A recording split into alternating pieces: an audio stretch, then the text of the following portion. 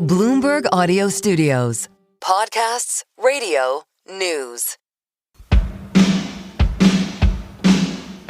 Come on, feel the noise. Girls, rock your voice. We'll get wild, wild, wild. Wild, wild, wild. Investors face a flood of noisy news, social media, TV, radio, and more. None of it is tailored to you in particular, and much of it appears to be outrageous, algo-driven clickbait. What's an investor supposed to do? To help us navigate this, let's bring in Pulitzer Prize-winning reporter Michael Hiltzik. He covers business for the Los Angeles Times. He's a two-time winner of the Gerald Loeb Award, as well as the author of numerous books on finance. So, Michael, let's start with this endless sea of noise. How do you navigate this? How do you prioritize what's important and what's not? Well, it used to be said that that newspaper readers know how to read their newspaper. They sort of assess what they see there. How it conforms to their own worldviews, how it conforms to what they see in the outside wide world of reality. And I think that's probably more important now than it ever has been before. Newspaper reports of data are always second order reports. As a reporter who's looked at the data, or an editor has dropped a page or sent an email and said, do something on this report from this, that, or the other. And I think you always have to assess the source, as we've talked about. If we're talking about a trade organization, well, a trade organization is basically a PR organization, and it's going to put its own spin on whatever numbers it cooks up. And sometimes it puts spin on numbers even before they're cooked up.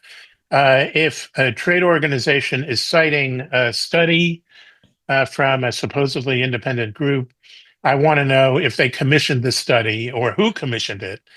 And that's a major part of my assessment. And I always ask, if I'm calling lobbyists and saying, you just cited this, supposedly third-party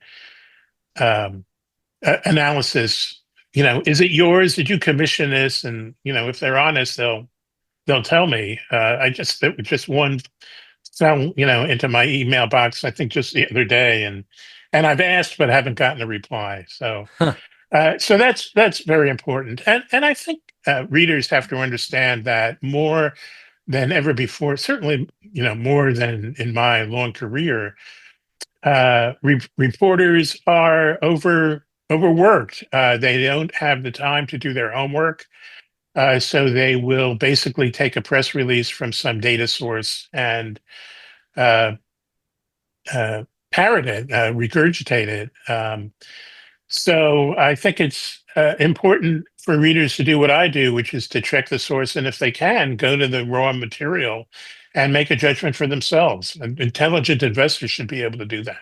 So that raises an obvious question. How do you tell which sources are trustworthy?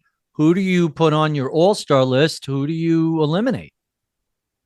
Well, there are a few sources, economic sources who are on my all-star list. You and your folks, because I quote you with some frequency. There are other organizations that have shown, through the test of time, to have integrity in how they interpret data. And then there are some where you just want to factor in what you know about their ideology, their funders, their history, and that those simple inquiries will tell you a lot about how you want to assess information that comes at you from all these sources. You mentioned reporters are pressed for time, so are investors. You're kind of hinting at, hey, this requires some time, effort, and work in order to figure out what is a credible source of reliable news and what is a little more, let's just call it, unreliable?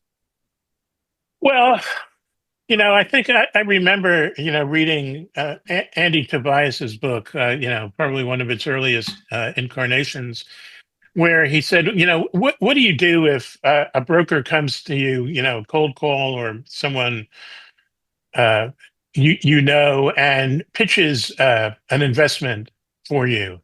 And what his advice was to say, well, don't invest in that investment, but see how it does.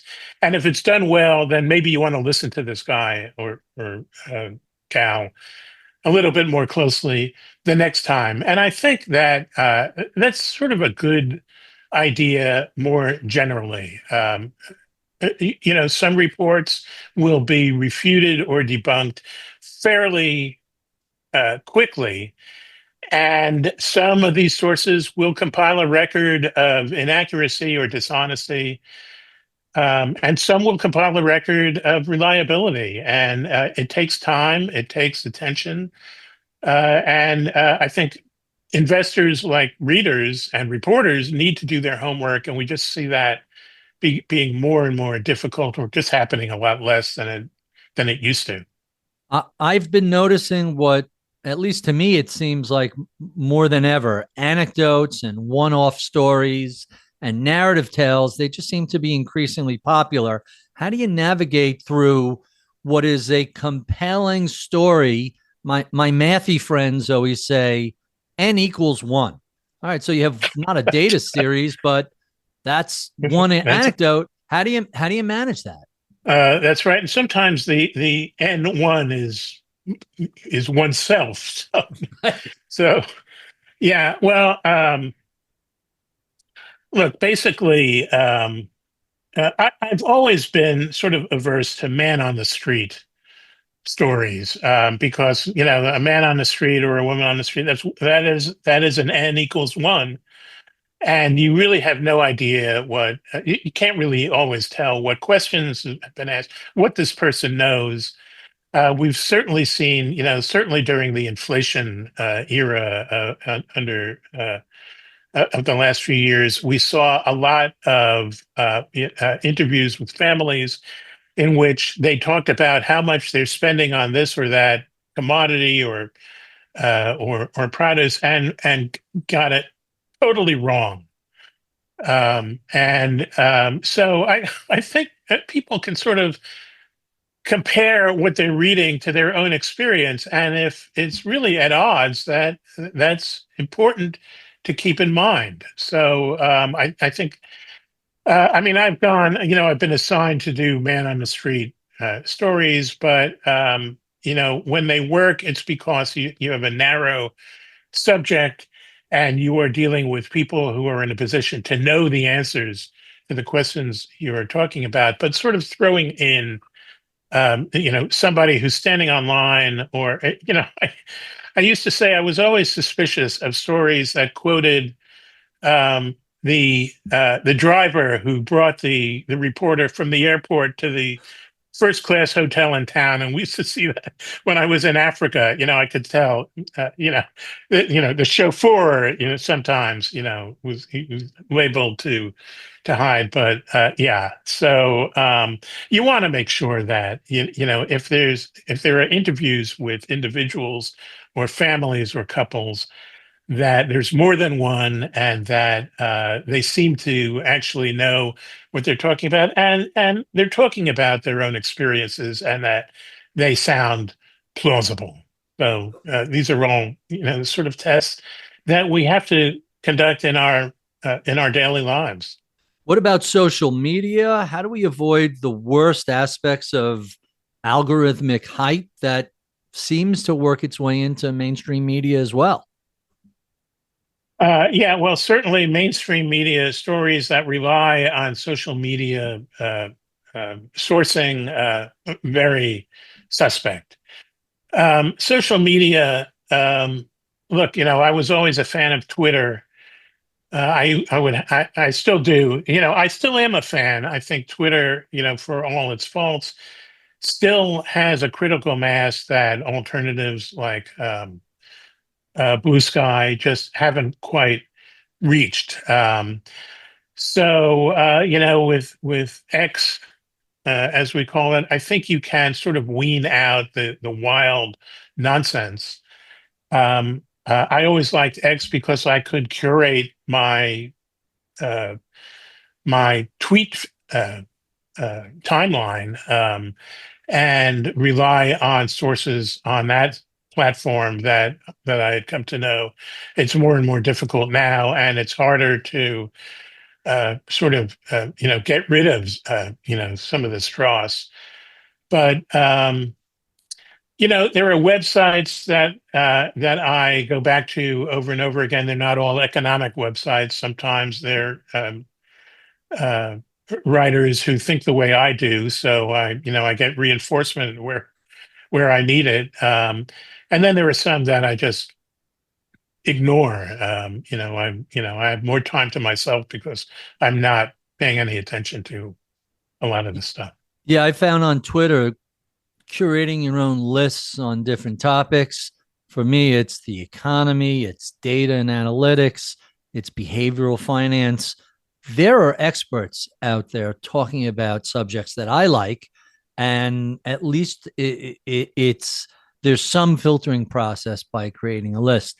It's not going to stop spam and other junk stuff from coming through. All right, so we're talking about social media. I guess if we're talking about news and problems, we have to discuss AI, not just the hallucination, but the risk that that news story you're reading is literally fake news, just something created by AI cheaply. How do we navigate a world where AI is cranking out a lot of artificial intelligence is cranking out a lot of news that isn't exactly following the rules of journalism? Yeah, I should tell you that I am an AI skeptic. I think, some large percentage of AI claims by developers and by clients is marketing, in the same way that .com used to be the big marketing trope. Sure. 25 years ago now. And so a lot of what is pitched as AI is not really AI, and none of it is intelligence. I'm not sure. I'm of two minds about whether people are going to become better at detecting AI creation or worse. I think at the moment there are giveaways that anyone can see. Sometimes in the language that's used, sometimes in the images that are created. We see this over and over again. Just clearly AI hallucinations. So right now there's an AI craze in industry, and including in the news industry, and I think that's going to be a problem. I think it's going to go bad, and I think relying on AI is going to be something that when we look at it in the rearview mirror, we're going to say, "What were we thinking? Why did we spend any money on this?" So to wrap up, apply common sense to your consumption of news. Figure out who's trustworthy, what sources are accurate. Put the time and effort in to identifying who's worthy of your time and trust. Beware of social media, be wary of AI, and don't be afraid to follow people who have bylines that you trust, rather than just blindly paying attention to any particular media source. It's worth understanding what you're consuming and why, and staying on the right side of accuracy. I'm Barry Ritholtz. You're listening to Bloomberg's At the Money.